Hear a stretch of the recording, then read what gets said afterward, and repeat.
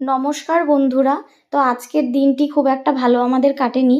তো দেখতেই পাচ্ছ এত নিম্নচাপের জন্য এত বৃষ্টি যে হচ্ছে, তাতে আমাদের একটা দীর্ঘদিনের পুরনো গাছ, যেটা আমার ঠাকুমার লাগানো, সেই গাছটি 50 বছরের পুরনো। তো গাছটি কেমনভাবে পড়ে গেছে, তো দেখো কেমনভাবে গাছটি পড়ে গেছে। তো খুবই খারাপ লাগছে, কারণ এটা আমার ঠাকুমার লাগানো গাছ।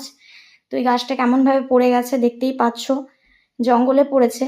যদি রাস্তার ধারে থাকতো তাহলে রাস্তার উপরে পড়তো, তাহলে কতটাই ক্ষতি হতে পারতো, তোমরা নিজের চোখেই দেখো। তো এত বৃষ্টিতে যে কি বলবো, এত খারাপ অবস্থা, চারিদিকে খালি গাছপালা পোল এগুলো সব ভেঙে ভেঙে পড়ছে, কারণ এত বৃষ্টিতে মাটি আলগা হওয়ার কারণেই এগুলো হচ্ছে। তো আর বৃষ্টি ভালো লাগছে না, ভগবানের কাছে প্রার্থনা করি তাড়াতাড়ি যেন বৃষ্টিটা বন্ধ হয়ে যায়। কিছু মিনিটের মধ্যেই এতগুলো ড্রাম সমস্তটাই ভর্তি হয়ে গেছে বৃষ্টির জলে, তোমরা দেখো।